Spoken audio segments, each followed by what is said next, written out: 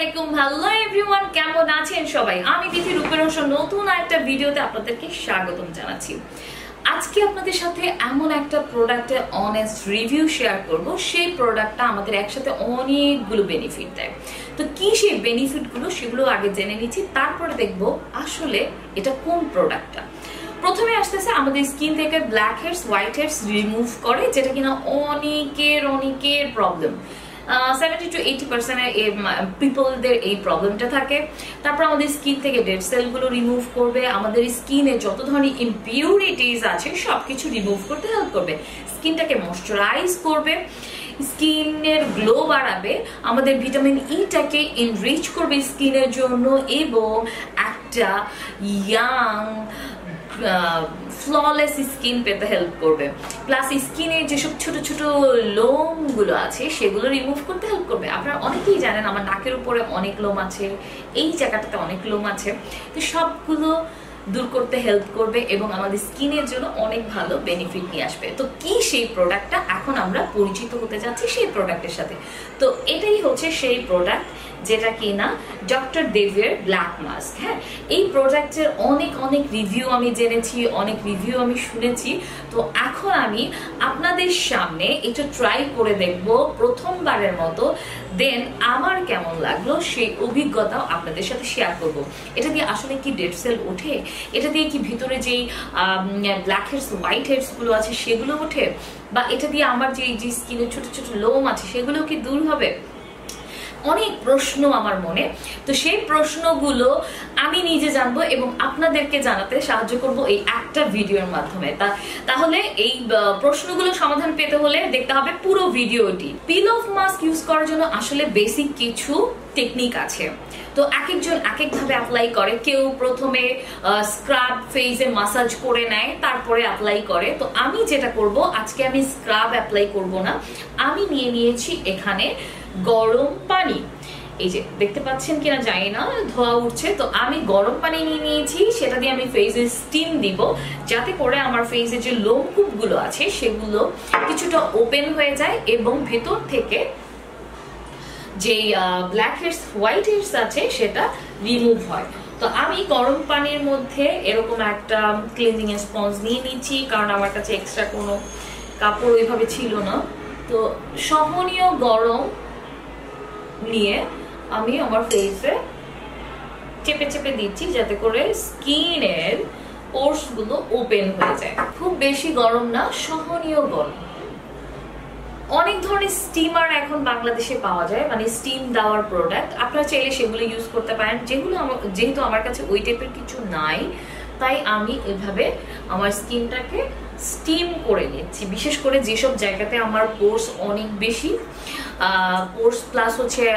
কি বলে white hairs বেশি জমে আমি দেখতে পাচ্ছি ইদানিং আমার স্কিনে এই জায়গাগুলোতে দানা দানা হাতে বাজে মানে ধরলে পরে আমি এবং কাছে থেকে রেখেছি এগুলো হচ্ছে কিছুটা সিবাম জমেছে মানে যেগুলো হোয়াইট হেয়ারস এর মতো বের হওয়ার কথা তো আমি এখন দেখবো সেটাই যে আমার এইগুলো বের হয়ে আসে কিনা কপালে খুবই কম থাকে তাই কপালে আমার খুব প্রয়োজন নেই আমার আসলে টি জোন তারপরে এই জায়গাগুলোতে একটু বেশি তাই আমি এই জায়গাগুলোতে একটু বেশি দিয়ে নিচ্ছি আমার কাছে মনে হচ্ছে ওভারঅল 4 থেকে 5 মিনিটের মতো স্টিম করলে খুব ভালো হবে আই থিঙ্ক আমার যতটুকু পাওয়ার দরকার রেজাল্ট আমি অলরেডি পেয়ে গেছি তাই লাস্ট বার আমি আবার একটু অ্যাপ্লাই করে নিব আমার কাছে মনে হচ্ছে যথেষ্ট ওপেন হয়ে গিয়েছে পোরসগুলো তো এখন আমি হচ্ছে প্রোডাক্টটা দেখাবো এটা কিন্তু ডুপ্লিকেট অরিজিনাল দুটোই হচ্ছে মার্কেটে পাওয়া যায় আপনারা একটু খেয়াল করবেন এটা কেনার সময় যেন এটা অরিজিনাল হয় অরিজিনালটা কেমন আমি একটু বলি এই যে এই জায়গাটা হাতে এভাবে ধরলে বাজবে মানে উঁচু নিচু বাজবে ঠিক আছে এবং অনেক বেশি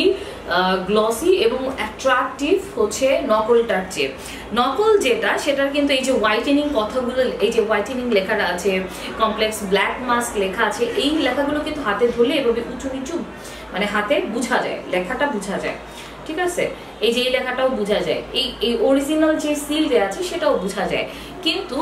নকল প্রোডাক্টে এই টাইপের কোনো কিছুই নাই আমি একদম খুব কাছে থেকে দুটো প্রোডাক্টই দেখেছি but I am really sorry যে ওই প্রোডাক্টটা আমার দরকার ছিল একটা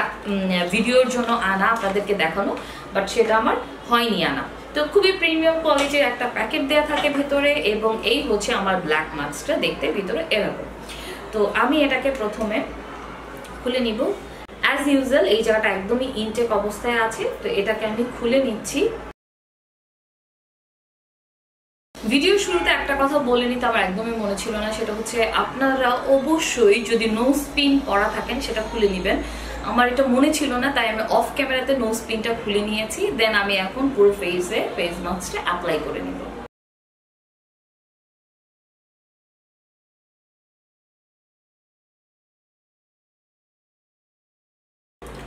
আসলে হিজাব পরে ব্ল্যাক মাস্ক বা যে কোনো পিল অফ মাস্ক বা যে কোনো মাস্ক ফেসে অ্যাপ্লাই করাটা খুবই টাফ।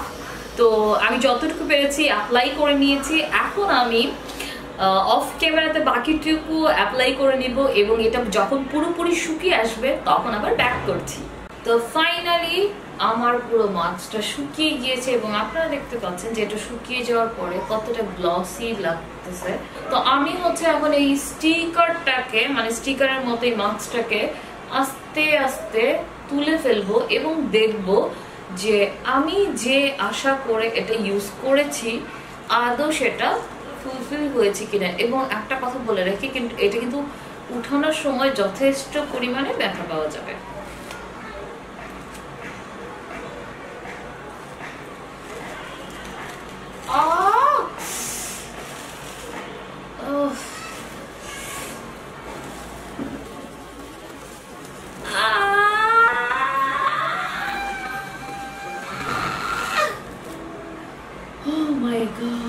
আচ্ছা, এখন আমি দেখবো হচ্ছে বিশেষ করে আমার নাকের এই জায়গাটা।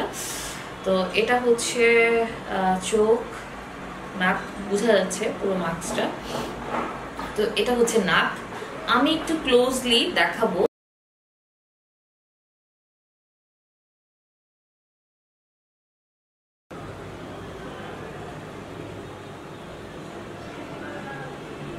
দেখুন কত ছোট ছোট সাদা সাদা লোম আর হোয়াইট হেয়ারস দেখা যাচ্ছে। এটা হচ্ছে নাকের এই অংশটা।